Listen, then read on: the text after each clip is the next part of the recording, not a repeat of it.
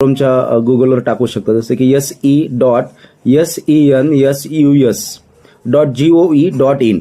जसं तुम्ही हा वेबसाईटवर टाकाल त्यानंतर तुम्हाला एक नवीन पेज समोर येईल. त्याच्यामध्ये भारत की जनगणना आणि समोर दिसायलेल्या स्क्रीनवर HLO लॉग इन, याच्यामध्ये तुम्हाला महाराष्ट्र दिलेलं आहे. महाराष्ट्रामध्ये तुम्हाला काय करायचं आहे, आपलं जे कॅप्चा कोड दिलेलं आहे खाली ते ॲज इट इज टाकून घ्यायचे. जसे की FK कॅपिटल असेल तर कॅपिटल टाका, स्मॉल असेल तर स्मॉल टाका, आणि हे टाकल्यानंतर तुम्हाला लॉग इन करून घ्यायचं आहे.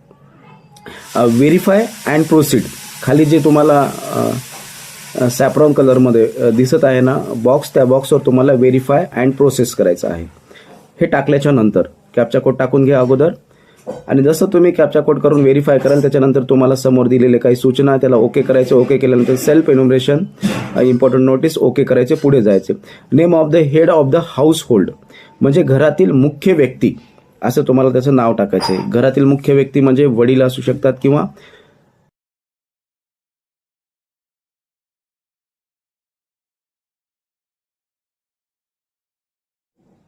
आणि तुम्ही याच्यामध्ये मग name of the head of the house hold म्हणजे घरातील मुख्य व्यक्तीचं नाव इथे टाकायचं आहे.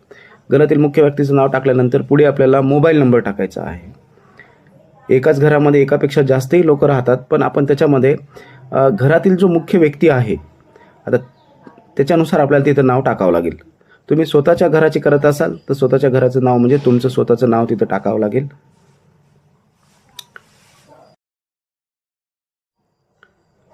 त्यानंतर आपण पुढे पूर्ण नाव टाकून घ्यायचं. पूर्ण नाव टाकल्यानंतर खाली मोबाईल नंबर दिलेला आहे. मोबाईल नंबरच्या रकान्यामध्ये मोबाईल नंबर टाकायचा आहे.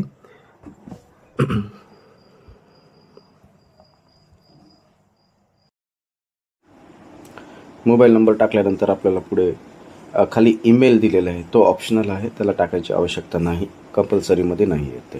त्याच्यानंतर व्हेरीफाईड करा. OTP तुमच्या मोबाईलवर येईल, OTP टाकून घ्या. OTP टाकल्यानंतर परत व्हेरीफाय OTP करा. पुढच्या पेजवर तुम्हाला मग लँग्वेज सिलेक्ट करायची आहे, त्याला आपण OTP व्हेरिफिकेशन असं म्हणतो. मराठी करा, कारण मराठी महाराष्ट्रामध्ये राहतो, मराठीमध्ये आपल्याला पूर्ण प्रश्न येतील, त्याच्यामुळे मराठी लँग्वेज सिलेक्ट करा. परत खाली OTP तुमच्या मोबाईलवर आलेला असेल, send OTP to your mobile number, ते तुमच्या याच्यावर टाकून घ्या. खाली टाकल्यानंतर परत त्याला व्हेरीफाय OTP वर क्लिक करा. क्लिक केल्यानंतर तुम्हाला पुढचं पेज मिळेल. OTP टाकलेला आहे, व्हेरीफाय होत आहे, व्हेरीफाय झालेला आहे. त्याच्यानंतर पुढच्या पेजवर बघा, सेल्फ एन्युमरेशन सॉरी असं येतच जाईल, ट्राय अगेन करा, त्याच्यामध्ये काही घाबरून जाईल.